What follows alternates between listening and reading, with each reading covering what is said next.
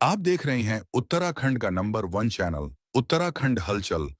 हल्द्वानी में ring road को लेकर जो आंदोलन है वो तेज हो रहा है।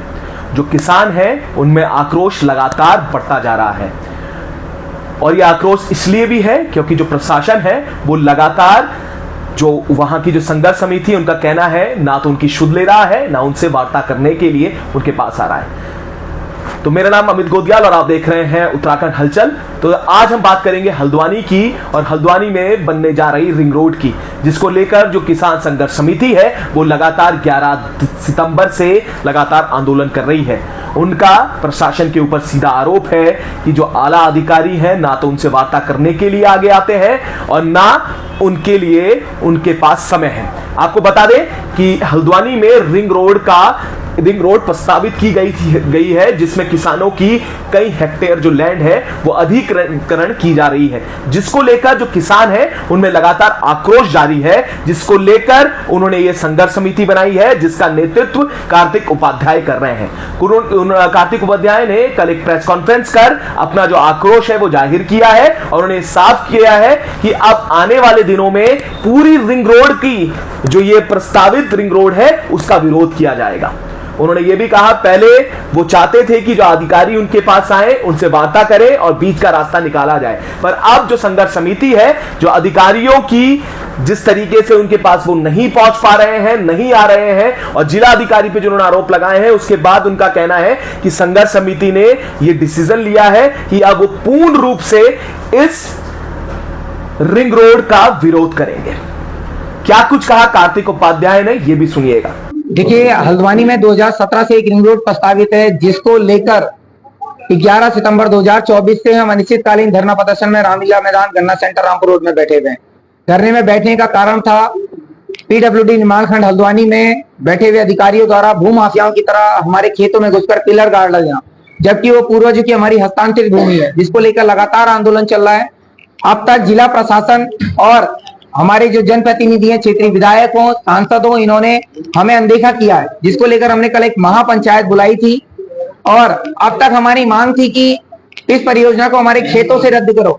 लेकिन अब किसान मकान बचाओ संघर्ष समिति के पास, क्योंकि जगह जगह से ग्रामीण बासिंदे पहुंचने लगे, यहाँ तक कि जंगल किनारे से भी, तो अब स्पष्ट हमारी एक मांग है 2101 करोड़ की जो ड्रीम प्रोजेक्ट सरकार का है, इस परियोजना को, इसकी हल्द्वानी शहर को आवश्यकता ही नहीं है, क्योंकि इसके वैकल्पिक व्यवस्था हमारे पास है। ग्रामीण सड़क जो आज भी लिंक रोड है कमलवा गांजा लामा चौड़ा बई रोड से, उन सड़क की वास्तविक अभिलेखों में चौड़ाई, राजस्व विभाग के अभिलेखों में वो चौड़ाई 75 फीट से लेके 55 फीट है, यानी कि हमारे एनएच से भी चौड़ी।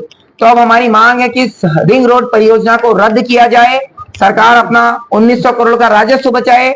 यदि उद्देश्य, अब उद्देश्य पे भी हम सवाल खड़े कर रहे हैं, यदि उद्देश्य यातायात दबाव कम करना है तो ग्रामीण सड़कों को उनके स्वरूप के अनुसार बनाकर इस परियोजना को रद्द कर इस उद्देश्य को पूर्ण करें। आपका नाम? कार्तिक उपाध्याय। आप लोग यहाँ पर आए हैं और क्या मांगे आपकी मुख्य हैं और किस तरह का आप लोग के द्वारा विरोध जताया जा रहा है?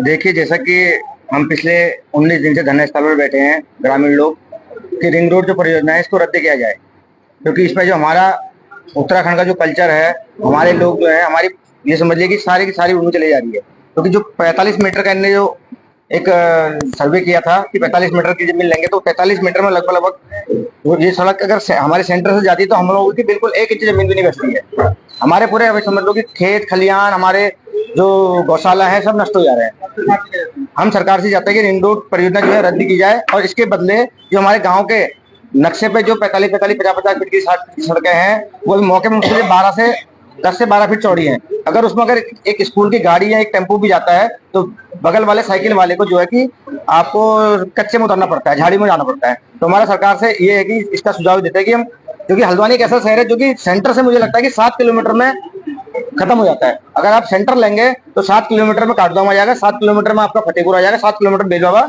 और 2-2.5 किलोमीटर में गोला। मैं नवीन चंद दुर्गापाल, निक्की दुर्गापाल। तो अगला कदम आपका क्या रहेगा? देखिए, बड़ा दुर्भाग्य है कि जो सरकार किसानों को की हितैषी खुद को बताती है, आज वही सरकार जो है किसानों का जो जमीन है, किसानों की जो खेत है, किसानों का जो घर और मकान और जो दुकान है उसको तोड़ने में लगी हुई है। तो इसकी हम घोर निंदा करते हैं और बतौर उत्तराखंड बेरोजगार संगठन के कुमाऊं संयोजक हम लोग पूरा समर्थन इनको दे रहे हैं और आगे की हमारी जो रणनीति है वो ये है कि इनके एक प्रतिनिधि मंडल के साथ हम अगले 3 दिन में यानी कि बुधवार के दिन जो है जो उत्तराखंड सरकार सचिव है उनसे हम मुलाकात कर रहे हैं और हम इनको आश्वस्त करना चाहते हैं कि उत्तराखंड बेरोजगार संघ जो अभी तक युवाओं के हक की लड़ाई लड़ रहा था वो अब इन किसानों की लड़ाई के लिए भी मजबूती से इनके साथ खड़ा है। मेरा नाम भूपेंद्र कोरंगा, कुमाऊं संयोजक उत्तराखंड बेरोजगार संघ। जी देखिए, जिस दिन से धरना शुरू हुआ है उस दिन से मैं ग्रामीणों से मिल रही हूँ और धरने के पहले दिन से यानी कि 11 तारीख से मैं वहाँ उपस्थित थी। तो कई जैसे हरिपुर जमन सिंह है या चांदनी चौक टीला है, ऐसे जितने भी गांव जो ये प्रभावित हो रहे हैं ग्रामीण हैं, उनसे मिलने के बाद अब हम इस निष्कर्ष पे आए हैं कि जो ये योजना है ये विकासशील से ज्यादा विनाशकारी हो रही है। तो इसीलिए इसके लिए हम उच्च न्यायालय तक जाएंगे और जो हमारा पहला मानक जो यहाँ के ग्रामीणों का जो उल्लंघन किया गया है पीडब्ल्यूडी के भूमाफियाओं द्वारा या फिर सरकार द्वारा जो उल्लंघन किया है उसके थ्रू हम लोग ये लड़ाई लड़ेंगे। और जो PIL है वो मेरे द्वारा डाली जाएगी कि ये जो विनाशकारी जो ये योजना है इसको रद्द किया जाए और हम निश्चित ही इसको रद्द करके हाईकोर्ट से लेके आएंगे। मेरा नाम कुसुमलता बौड़ाई। तो आपने सुना क्या कुछ कहा कार्तिक उपाध्याय ने। आप भी बताइएगा कि जो ये फैसला सरकार का है, जो उन्होंने आरोप लगाए हैं कि विकास के नाम पर किसानों का किस तरीके से हनन हो रहा है, ये सीधे आरोप कार्तिक उपाध्याय ने सरकार पे लगाए हैं। आपको इस पूरे प्रकरण पर आपका क्या कहना है, अपना जो मत है वो भी आप जरूर कमेंट करके बताइएगा। अगर आपको लगता है कि ये हनन किसानों का हो रहा है तो इस वीडियो को ज्यादा से ज्यादा शेयर कीजिएगा और इस वीडियो को लाइक कीजिएगा और तमाम उन लोगों तक पहुंचाइएगा जो इस पूरे प्रकरण से प्रभावित हो रहे हैं। तो ऐसे ही जुड़े रहिएगा और देखते रहिएगा उत्तराखंड हलचल। उत्तराखंड हलचल की समस्त अपडेट पाने के लिए चैनल को जरूर फॉलो करें।